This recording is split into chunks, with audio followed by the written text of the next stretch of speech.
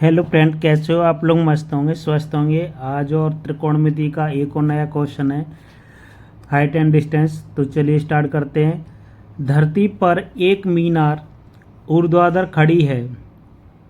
धरती के बिंदु से जो मीनार के पाद बिंदु से 15 मीटर दूर है, मीनार के शिखर का उन्नयन कोण 60 अंश है। मीनार की ऊंचाई ज्ञात कीजिए।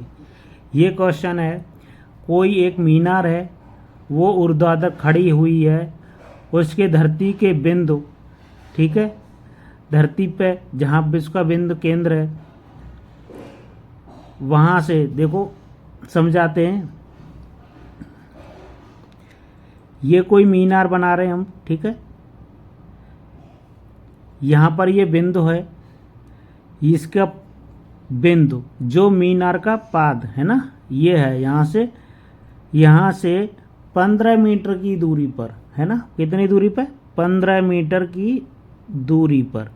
यहाँ से 15 मीटर लिख दो की दूरी पर, है ना। 15 मीटर की दूरी पर मीनार के शिखर का उन्नयन कोण 60 अंश है। ये शिखर है इसका, चोटी मीनार का। इसका शिखर का उन्नयन कोण, ठीक है, कितना है? यहाँ पर 60 अंश है, ठीक है। ये है 60 अंश। अब हमसे पूछा है कि मीनार की ऊंचाई ज्ञात कीजिए। ये हमको निकाल के दे देनी है। ये होती है हाइट, है ना। और ये यहाँ से यहाँ तक की दूरी है, वो हमारे पास 15 मीटर दे रखी है। इसको नाम दे देते ए, वी और सी, ठीक है। अब देखो यहाँ लिखेंगे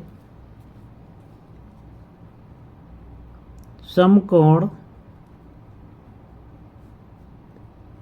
त्रिभुज ए बी सी में, ठीक है। यहाँ से देखेंगे समकोण कौन सा? त्रिभुज ए बी सी में। अब देखो हम लिखेंगे क्या, ये इसके सामने देखो ये 90 एंगल का एंगल है यहाँ पर, तो इसके सामने होता है कर्ण। जहाँ से ये कोण दिया है उसके सामने होता है लंब। जो बचता है उसे बोलते हैं आधार। ये बात अब तक समझ में आ जानी चाहिए, ठीक है। तो अब लिखेंगे क्या? लंब बट्टे आधार। लंब बट्टे आधार को हम क्या पढ़ते हैं? क्या पढ़ते हैं हम? tan। तो यहाँ आ जाएगा tan 60 अंश, ठीक है।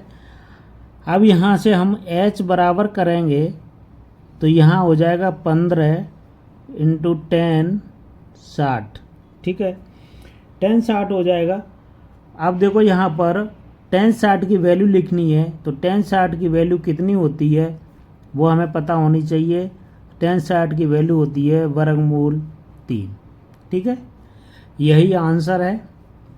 आगे करना है तो √3 की वैल्यू भी लिख सकते हो।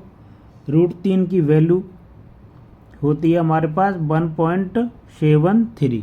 इसकी जगह पर ये भी लिख सकते हो, ठीक है। और यहाँ आ जाएगा मीटर। समझ में आया होगा।